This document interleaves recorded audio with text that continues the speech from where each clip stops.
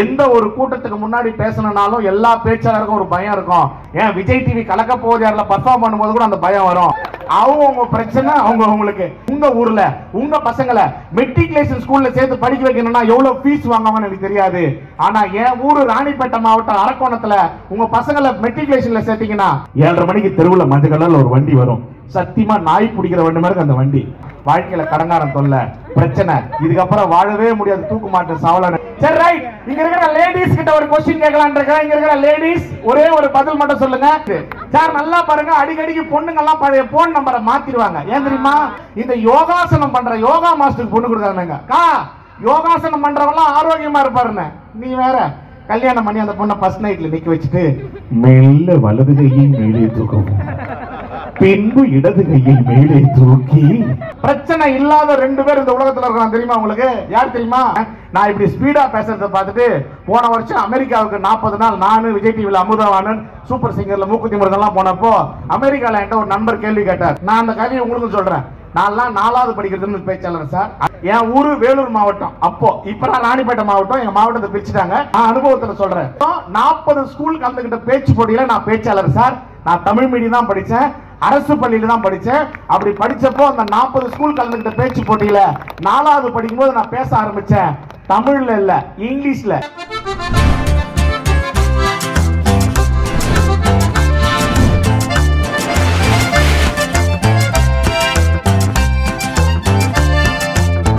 அஸ்த போறாரு, கலக்க போறாரு. ஒரு wonderful stand-up comedian. So can we hear it? A huge round of applause for the gentleman, Mr. Arakkonam Dinesh அவர்களுக்காக நல்ல பலமான கரகோஷத்தோட அவர் வரவேற்கலாமா? Come on. All right, so let's welcome Arakkonam Dinesh. வாங்க வாங்க, very warm welcome. வணக்கம் எல்லாருக்கும். வணக்கம். எல்லாரும் நல்லா இருக்கீங்களா? சந்தோஷமா இருக்கீங்களா? ரைட், ஈவினிங்ல இருந்து சந்தோஷமா இருக்கிறோம் தலைவரே அப்படின்னு சொல்றது எனக்கு புரியுது. சரி ரைட், என்ன அங்கங்க டீமா இருக்கிறீங்களே, இது எப்படி? இது டீம் ஏ, இது டீம் பின்னு சொல்லலாமா? சொல்லிக்கலாமா அந்த மாதிரி? சரி ரைட். எனக்கு உள்ள வந்த உடனே இங்க நிறைய பெண்கள் இருப்பாங்கன்னு சொன்னாங்க. அது வதந்தியோ? இருக்காங்களா பெண்? இல்ல, எவ்வளவு வேதனை. ரைட்டு, மன கஷ்டம் புரியுது. ஏதோ 2-3 பெண்கள் இருக்கிறாங்கன்னு நினைக்கிறேன். இருந்துட்டு போகட்டும். அதனால இங்க உள்ள வந்த உடனே பெண்கள் ரொம்ப நல்லா ரசிப்பாங்கன்னு சொன்னாங்க. இருந்தாலும் நான் இதை டீம் ஏ, இதை டீம் பின்னு வச்சுக்கிட்டு ஒரு போட்டி வச்சுட்டு நிகழ்ச்சிக்குள்ள போலான்னு நினைக்கிறேன். நான் 1 2 3ன்னு சொன்ன உடனே இங்க இருக்கிற டீம் ஏ கை தட்டணும். அதுக்கப்புறம் 1 2 3 சொன்ன உடனே டீம் பி கை தட்டணும். யாரு சூப்பரா கை தட்டீங்களோ அந்த டீமுக்கு ஸ்பாட் பேமெண்ட் 1 லட்சம் ரூபாய் நம்ம சிஓ கிட்ட இருந்து வாங்கி தரேன். ரெடியா? தருவார், நல்ல மனிதர் தருவார். ரெடியா? Team A ready? 1 2 3. அங்க பாருங்க, உங்க பின்னாடியே 4 பேர் தட்டுறா. 1 லட்சம் ரூபாய் தட்டுறா.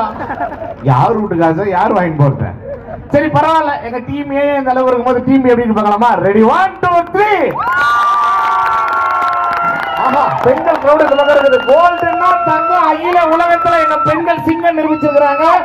சோ இந்த டீம் ஏவை விட டீம் பி சூப்பரா கை தட்டதுனால ஒட்டுமொத்த டீம் சார்பா அந்த பி டீம் சார்பா 1 லட்சம் ரூபாய் நானே வாங்கி போலான்னு. இல்ல சேர்ந்தாப்புல பிரிச்சுக்குவோம். ஏன்னா வாழ்க்கைன்னா அப்படி ஒரு சந்தோஷம் இருக்கணும். நிகழ்ச்சிக்காக போய் கிளம்பி வந்து நின்று ஒரு ஸ்கூல்ல எல்லாம் பேசின அனுபவம் இருக்கு சார். நான் ஒரு ஸ்கூலுக்கு இறங்கி ஆனுவல் டேக்கு போய் இறங்கி இந்த கோட்டை மாட்டினேன். ஒரு 3 பசங்க சேர்ந்த மாதிரி ஓடியாந்தான். ஒருத்தர் சிவப்பு டிஷர்ட், இன்னொருத்த மஞ்சள் டிஷர்ட், இன்னொரு பையன் ப்ளூ டவுசர் போட்டிருந்தான். 3 பேரும் ஓடியாந்து என்னை பார்த்து சொன்னா, அங்கிள் அங்கிள் உங்களை நான் டிவில பார்த்தேன். சூப்பரா தங்கம், விஜய் டிவில பாத்தியா? அதுக்கு முன்னாடி என்ன வேந்த டிவில பாத்தியான்னு கேக்குறேன். நீ தானே சொல்வதெல்லாம் முன்னாடி 2 பொம்பளை வாய்க்க சீரழிச்சிருந்தான். ஐயோ டேய், நான் அந்த மாதிரி ஆள் இல்லடா, இந்த மாதிரி ப்ரோக்ராம்லாம் நீ பார்க்க கூடாதுன்னு சொல்றேன். உடனே மஞ்சள் டிஷர்ட் சொல்றான், இந்த அங்கிள் அந்த டிவி இல்லடா, இவரு வேற டிவிடான்னா. சரி, இவனாவது நீ டிவில பாத்துருக்கான் பொழுது எந்த டிவி சொல்றா தங்கன்றேன். நீ தானே சோட்டா பீம்ல வர காளியான்னா. யோசிச்சு பார்த்தா எனக்கே ரண கொடூரமா இருக்கு. ஆனா 3வது அந்த பையன் தான் சொன்னான், சார் உங்களை எனக்கு ரொம்ப பிடிக்கும் அப்படின்னா. ஏன்டா தங்கண்ணா, நீங்க எங்க சித்தப்பா மாதிரியா பேசுவீங்கன்னா. உங்க சித்தப்பா காமெடியா பேசுவாரு. அவரு ஒண்ணுமே தான் லூஸ் மாதிரி பேசினே இருப்பாருன்னா. அதனால சின்ன பசங்க கிட்ட பேசுறதே இல்ல. உள்ள நுழைஞ்ச உடனே நான் உங்களை டீம் ஏ டீம் பின்னு கை தட்ட சொன்னேன்ல. இப்ப நான் சொல்றது நியாயமா இருந்தா எல்லாரும் ஒன்னா சேர்ந்து கை தட்டுங்க. சார், இந்த செல்போனும் சோசியல் மீடியாவும் வந்ததுக்கு அப்புறம் நாடும் நம்ம வாழ்க்கையும் நாசமா போச்சு நினைக்கிறவங்க கை தட்டுங்க பார்க்கலாம். சிஓ சார், நீங்களே பாத்துங்க, யாரெல்லாம் கை தட்டுறாங்களோ அவங்க எல்லாருக்கிட்டையுமே செல்போன் இருக்குது. எல்லாருக்குமே சோசியல் மீடியால ஒரு அக்கௌண்ட் இருக்குது. குறிப்பா பொம்பளைங்களை விட ஆம்பளைங்களுக்கு ஃபேக் ஐடி நிறைய வச்சிருக்காங்க நம்ம ஆளுங்க. அது தெரியாம கடலை போட்டு நம்மால் நடுத்தரில் நிக்கிறது நமக்கு தான் தெரியும். ஆனா இந்த செல்போன் சார், செல்போன் வந்ததுக்கு அப்புறம் நல்ல விஷயம் பேசலாம்னு நினைக்கிறீங்க? இன்னைக்கு நிகழ்ச்சி நம்ம கம்பெனி நிகழ்ச்சியாக என்ன லாக் பண்ணி வச்சிருக்காங்க. சாயந்தரம் 5 மணிக்கு என் ஃப்ரெண்டு போன் பண்றான் பெங்களூர்ல இருந்து. மச்சான் தினேஷ் எங்க இருக்கிறேன்னு கேட்டான். நான் உடனே சொன்னேன், டே இந்த மாதிரி நான் ஈசிஆர்ல ஒரு ரெசார்ட்ல ஈவென்ட்ல இருக்கிறேன். நான் நல்ல விஷயம் சொன்னேன்ல, அவன் நல்ல விஷயம் சொன்னமா இல்லையா? உடனே அவன் சொல்றான், எங்க அப்பாவுக்கு இன்னைக்கு திவசம் மச்சான் அப்படின்னா. சரிதான், உருட்டுறோம். சரி மச்சான், உங்க அப்பா சேர்த்து 1 வருஷம் ஆகுச்சா? அப்பாவுக்கு சாமிக்கு படையல் மாதிரி நினைச்சிட்டு படையெல்லாம் போட்டு 4 பேருக்கு சாப்பாடு வாங்கி கொடுறான். இல்லன்னா தப்பு இருக்கா சார்? என் ஃப்ரெண்டு சொல்றான், சந்திரசேகர் பெங்களூர்ல இருந்து, அப்பாவுக்கு திவசம் ராத்திரி 10 மணிக்கு பார்ட்டி வச்சுக்கிறேன், கிளம்பி பெங்களூர் ஓடான்றான். டேய் முடியாதுடா, நான் அந்த மாதிரி ஈஸியார்ல இருக்கிறேன், அப்பாவுக்கு திவசம்ன்றேன் கிளம்பி வா அப்படின்னா. டேய் முடியாதுறான்றேன். என் ஃப்ரெண்டு சொல்றான், எங்க அப்பா திவசத்துக்கு நீ வரல, உன் திவசத்துக்கு நான் வரமாட்டேன். என் திவசத்துக்கு அவன் வந்தா என்ன, வரலன்னா நான் இப்படி செல்போன் எடுத்து பார்த்து பேசணும்னு நீங்க எல்லாம் நினைக்கிறீங்க நான் 2 நிமிஷத்துல பேச போறேன், 5 நிமிஷத்துல உட்கார போறேன்னு. சத்தியமா கிடையாது சார். எந்த ஒரு கூட்டத்துக்கு முன்னாடி பேசணும்னாலும் எல்லா பேச்சாளருக்கும் ஒரு பயம் இருக்கும். நம்ம கரெக்டா பேசணுமே, யாராவது எந்திரிச்சு போக கூடாதுன்னு பயம் இருக்கும்ல, அந்த பயம் எனக்கும் வரும். ஏன் விஜய் டிவி கலக்க போகுது யாரில் பர்ஃபார்ம் பண்ணும்போது கூட அந்த பயம் வரும். வரும்போது நான் அடிக்கடிக்கு செல்போன் எடுத்து பார்த்து பேசுவேன். அப்ப எனக்கு ஒரு தைரியம் வரும். ஏன் தெரியுமா? இந்த செல்போன் வால்பேப்பர்ல என் மனைவி போட்டோ டிபில வச்சிருக்கேன். அதை பார்த்தா தான் சார் தைரியம் வரும். கைத்தட்டுங்க சார், கைத்தட்டின நல்ல உள்ளங்களுக்கு நன்றி. ஏன் என் மனைவி போட்டோவை பார்த்த உடனே தைரியம் வரும்னா, வாழ்க்கையில கடங்காரம் தொல்லை பிரச்சனை, இதுக்கப்புறம் வாழவே முடியாது, தூக்கு மாட்டு சாவலா நினைக்கும் அந்த போட்டோவை பார்ப்பேன். இது விடவாடா பிரச்சனை வந்துட்டு போகுது, இதை ஏன் சமாளிக்கிறோம், இந்த கூட்டத்தை சமாளிக்க மாட்டோமா அப்படின்னு ஒரு தைரியம் வரும். சரி ரைட், இங்க இருக்கிற லேடிஸ் கிட்ட ஒரு கொஸ்டின் கேட்கலாம் இருக்கேன். இங்க இருக்கிற லேடிஸ் ஒரே ஒரு பதில் மட்டும் சொல்லுங்க. யாரெல்லாம் செல்போன்ல அவங்க ஹஸ்பண்ட் போட்டோவை டிபில வால்பேப்பரா வச்சிருக்கீங்க சொல்லுங்க பார்க்கலாம். இந்த ஒரு அம்மா கை தூக்குது, பக்கத்துல ஒண்ணு அவனை வீட்டுல வச்சுக்கிறது பெரிய விஷயம். இதுல வால்பேப்பர்ல வர வைக்கிறாங்களா? வால்பேப்பர்ல புரியுது, உங்க மைண்ட் வைஸ் எனக்கு புரியுது சிஸ்டர். ஏன்னா இன்னைக்கு காலம் மாறி போச்சு. நீங்க பல பேர் பல மாவட்டத்துல வந்திருக்கலாம். என் ஊரு ராணிப்பேட்டை மாவட்டம், அரக்கோணம் என் சொந்த ஊரு சார். பல ஊருக்கு பல ஸ்பெஷல் இருந்தாலும் என் ஊருக்கு ஒரு ஸ்பெஷல் இருக்கு. உங்க ஊர்ல உங்க பசங்களை மெட்ரிகுலேஷன் ஸ்கூல்ல சேர்த்து படிக்க வைக்கணும்னா எவ்வளவு ஃபீஸ் வாங்குவாங்கன்னு எனக்கு தெரியாது. ஆனா என் ஊரு ராணிப்பேட்டை மாவட்டம் அரக்கோணத்துல உங்க பசங்களை மெட்ரிகுலேஷன்ல சேர்த்தீங்கன்னா 1 ரூபாய் நீங்க ஃபீஸ் கட்ட வேணாம். கை தட்ட மாட்டீங்களா நீங்க? நான் அட்ரஸ் தரேன். 1 ரூபாய் நீங்க ஃபீஸ் கட்ட வேணாம். உங்க பசங்களை ஸ்கூல்ல சேர்க்கும் போதே சொத்தை எழுதி வாங்கிடுவானுங்க. ஆமாங்க, அப்படியே மாசம் மாசம் சில்லறையா கட்டிக்கிட்டு இப்பெல்லாம் ஃபீஸ் கட்டினா அப்ப கிட்னி எழுதி வாங்கிடுவானுங்க. ஒரு காலத்துல 5 வயசுல கொண்டு போய் நம்மள 1ஆவது போய் சேர்ப்பாங்க. 5 வயசுல 1ஆவது சேர்க்கும் போது நமக்கு ஒரு டெஸ்ட் வைப்பாங்க டீச்சர். 5 வயசு ஆயிடுச்சுன்னு. என்ன டெஸ்ட்? என்ன இல்ல காது தொடணும். இப்பெல்லாம் அப்படி இல்ல. 2.5 வயசுல குழந்தை அந்த வாயிலிருந்து அப்படி விரல் எடுத்து அம்மா போதும் ஏன் நம்ம பையன் பேசுறான்னு கூட்டு போய் ஸ்கூல்ல விட்டுறான். எல்லாம் மெட்ரிகுலேஷன் ஸ்கூல் தான். அவன் நல்லா தூங்குவான். 5:30 மணிக்கு எடுப்பாங்க. இந்திரா ஸ்கூலுக்கு இந்திரா ஒருத்தன் சோப்பை போடுறான், ஒருத்தன் சாம்பை போடுறான், ஒருத்தன் பவுடர் போடுறான், ஒருத்தன் பெல்ட்டை கட்டுறான்.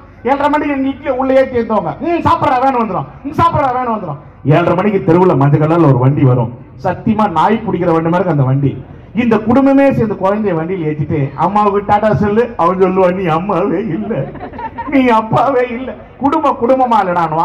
நிறைய ஆண்கள் இருக்கிறதுனால எங்க ஆண்களுக்கு சப்போர்ட் பண்ணி நான் ஒரு விஷயத்த சொல்றேன். ஆண்கள் மனசுக்கும் பெண்கள் மனசுக்கும் ஒரு வித்தியாசம் இருக்கு தெரியுங்களா? யாரு கூட வாழ்ந்தா நல்லா இருக்கும் நினைக்கிறது பொம்பளை பசங்க மனசு.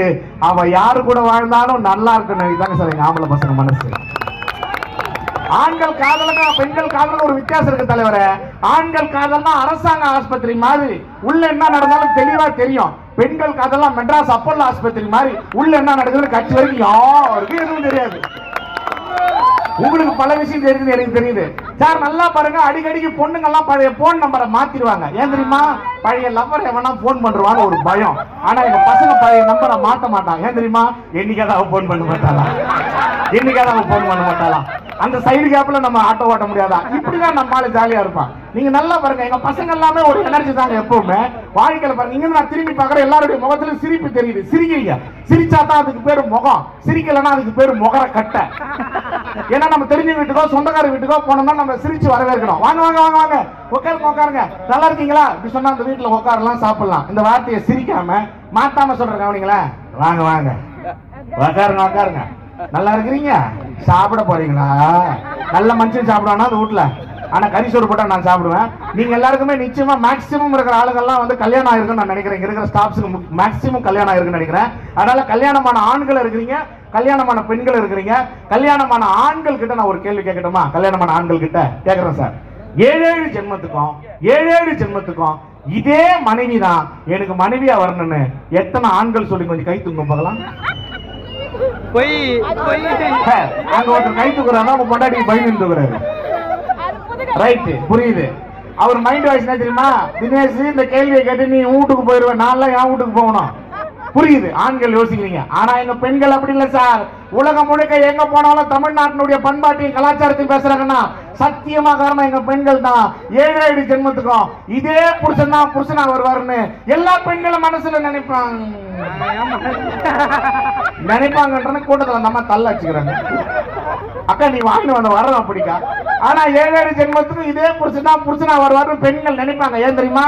இந்த மாதிரி இழிச்ச வாய வர எந்த ஜென்மத்துல கிடைப்பான்னு தான். 1ஆம் தேதி சம்பளம் கொடுத்தாதான் அவன் அத்தான், இல்லன்னா அவன் செத்தான். சார் கேட்ட உடனே செக் போட்டு கொடுத்தா இவரு தான் எங்க ஹஸ்பண்ட், இல்லன்னா அவன் சஸ்பெண்ட். பசங்க கூட கேட்ட உடனே காசு கொடுத்தா தான் சார் அதோ போற டேடின்னுவான், இல்ல அதோ போற மாதிரி கேடின்னுவான். ஆனா நான் மேடையில ஏறினவனே என் மனைவியை கிண்டல் பண்ணி பேசுன்னு நீங்க நினைச்சீங்க?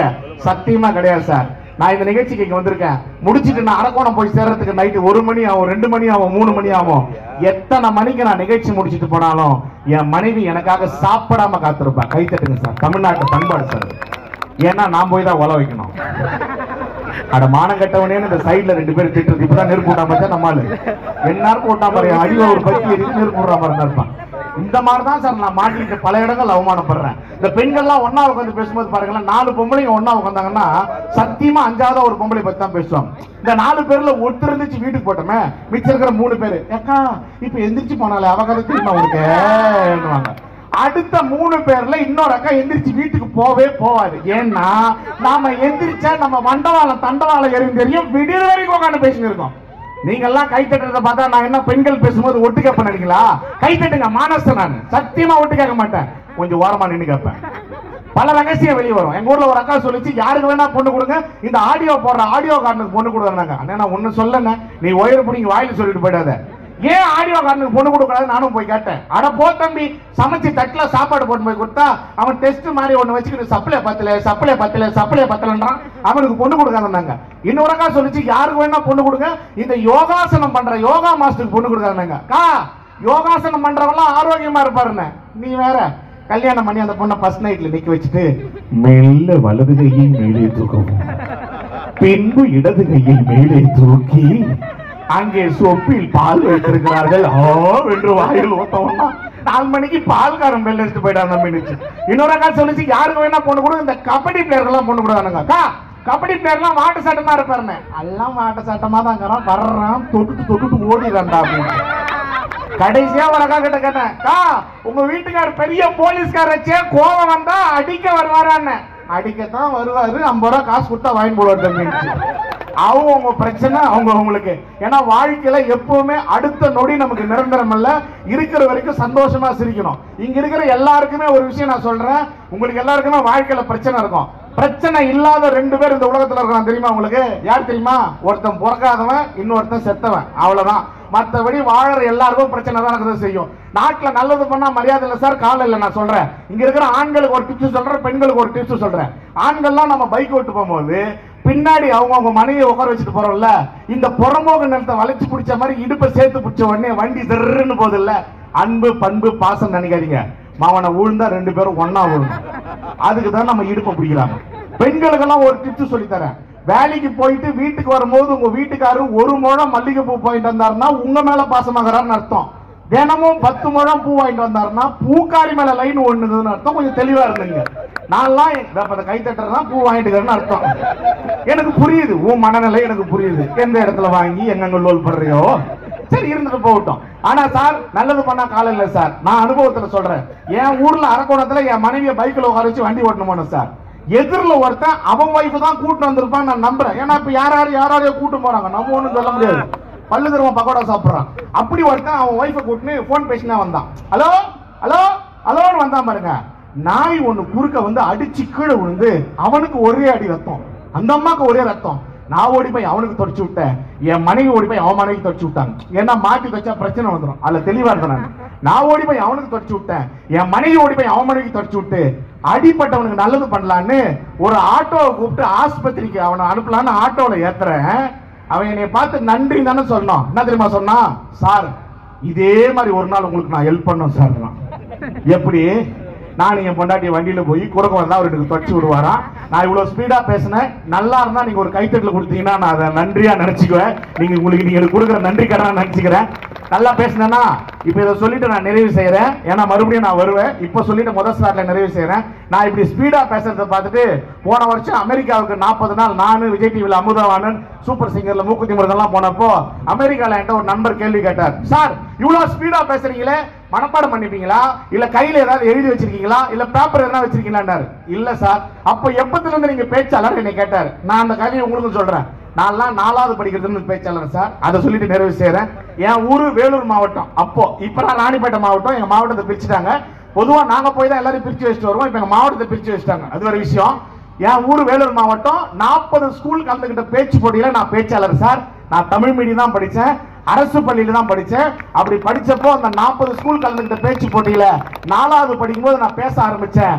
தமிழ்ல இல்ல, இங்கிலீஷ்ல. இங்கிலீஷ் டீச்சர் எழுதி கொடுத்தாங்க. Mahatma Gandhi was born in Porbandar. he is father of our nation, the great leader. மனப்பாடம் பண்ணி பேசிக்கிட்டே இருந்த பாருங்க.